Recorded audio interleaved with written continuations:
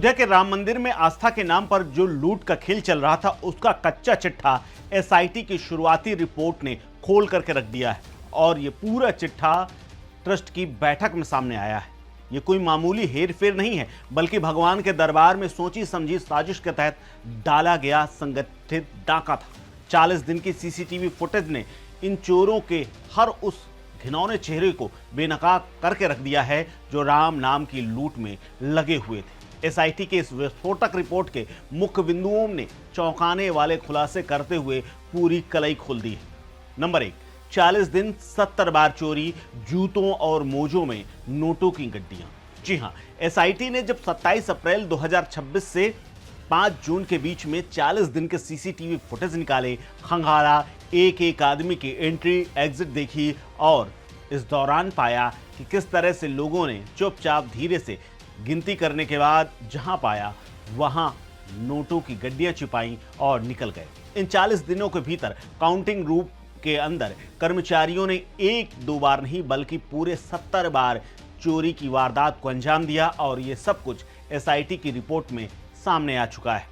आरोपी अविनाश शुक्ला हो या फिर मनीष यादव, नोट गिनने के बहाने नोटों की गड्डियां खुले पैसों के अपने कपड़ों में छिपाते हुए सीसीटीवी में कैद हुए हैं और जेबों में बेरहमी से उन्हें ठूंसते हुए कैमरों में बेनकाब हो गए हैं। इस पाप की कमाई में अनुकल्प मिश्रा, लवकुश मिश्रा, करुणेश पांडे इन चोरों के मददगार बने हुए थे। हद तो तब हो गई जो 4 जून 2026 को मंदिर के बाथरूम से 2,25,000 रुपए कैश बरामद हुआ, जिसे इन्हीं लोगों ने छुपा करके रखा था और मौका मिलते ही पार करने वाले थे। 15,000 की नौकरी और खातों में जो पैसे का अंबार लगा हुआ था, उससे भी सब कुछ समझा जा सकता है। महज 15,000 रुपए की मामूली नौकरी करने वाले इन गुनाहगारों ने रामलला के चढ़ावे को अपनी जागीर समझ लिया था। चोरी के इन पैसों से न सिर्फ इन लोगों ने ऐश की, बल्कि अपने बैंक खातों में अच्छा खासा मोटा कैश जमा कर लिया, मोटी मोटी एफडी करवानी शुरू कर दी, बड़े बड़े वित्तीय लेन देन शुरू कर दिए,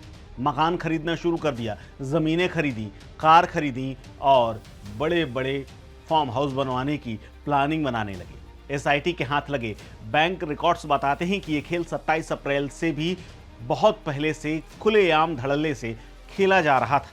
ट्रस्ट के बड़े चेहरों की घोर लापरवाही भी एसआईटी की रिपोर्ट में सामने आई। जी हां, इस महालूट के पीछे सिर्फ चोरों की चालाकी नहीं, बल्कि मंदिर ट्रस्ट के जिम्मेदार अधिकारियों के रीढ़ विहीन और लचर सुरक्षा व्यवस्था भी उतनी ही कसूरवार और जिम्मेदार है जितनी इन चोरों की, क्योंकि चोरों को रोकने के लिए या चोरी रोकने के लिए कोई पुख्ता इंतजाम नहीं थे। एसआईटी ने अपनी जांच में पाया है कि डॉक्टर अनिल मिश्रा और प्रभारी सुभाष श्रीवास्तव की लापरवाही रही है और इस लापरवाही की वजह से इनको लगातार शह मिल रही थी।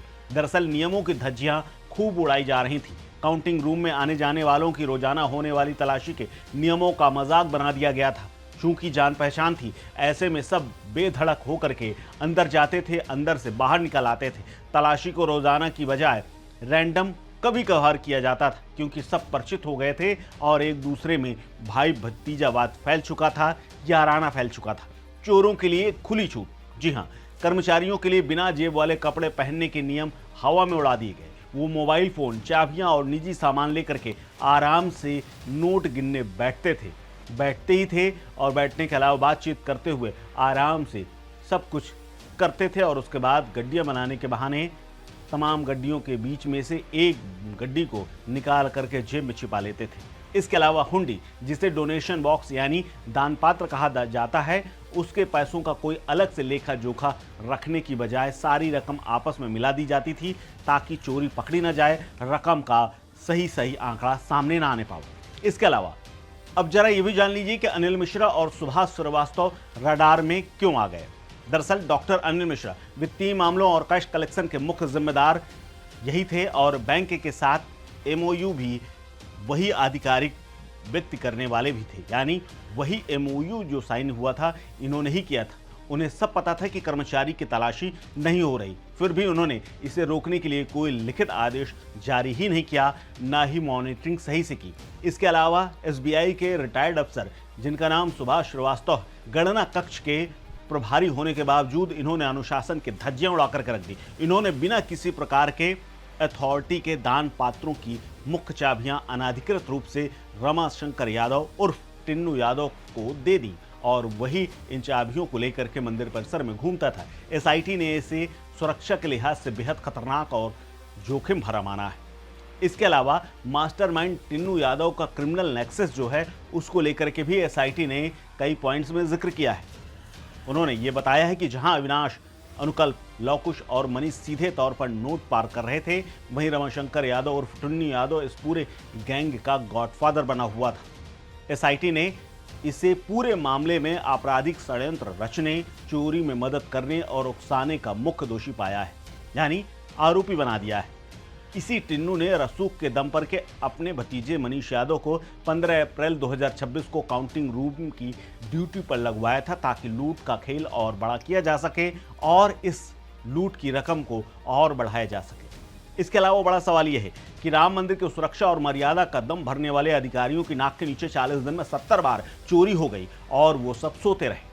अब जब एसआईटी ने संगठित रूप से कई दिन जांच की और रिपोर्ट सौंपी है और उसको देख करके ट्रस्ट के होश भी फाख्ता हो गए हैं और इसीलिए चंपत राय और अनिल मिश्र का इस्तीफा हो चुका है और इसीलिए बड़ा परिवर्तन भी ट्रस्ट में देखने को मिलने वाला है, क्योंकि अब पूरा काम धाम एक रिटायर्ड अधिकारी देखा करेंगे और सीईओ की तैनाती की बात चल रही है। अब देखना यह है कि इन चोरों और इनको शह देने वाले सफेद पोशों पर कानून का डंडा कितना सख्त चलता है। हालांकि इस्तीफे और अभी भी परिवर्तन का जो दौर है वो चल रहा है। बैठक में एक बड़ा संदेश दे दिया गया है कि जो भी हैं सबको इस पाप की सजा मिलेगी। हालांकि कुछ लोगों ने तो ये भी कह दिया है कि प्रकृति न्याय करेगी, लेकिन सबसे बड़ा सवाल ये है कि जब कानून न्याय करेगा तो ये दिखाई देगा। प्रकृति कब करेगी, उसका न्याय दिखाई देगा ये नहीं, ये देखने वाली बात होगी। लेकिन देश के कानून और अयोध्या की पुलिस इस पूरे मामले पर अब सख्ती से पेश आ रही है और लगातार पूछताछ और आरोपियों को रिमांड पर भी लेने की तैयारी कर रही है। फिलहाल इस खबर में इतना ही। इस खबर को लेकर के आप क्या सोचते हैं, शेयर कीजिए अपनी राय, अपना ओपिनियन हमारे साथ। आप देख रहे हैं स्टेट मिरर।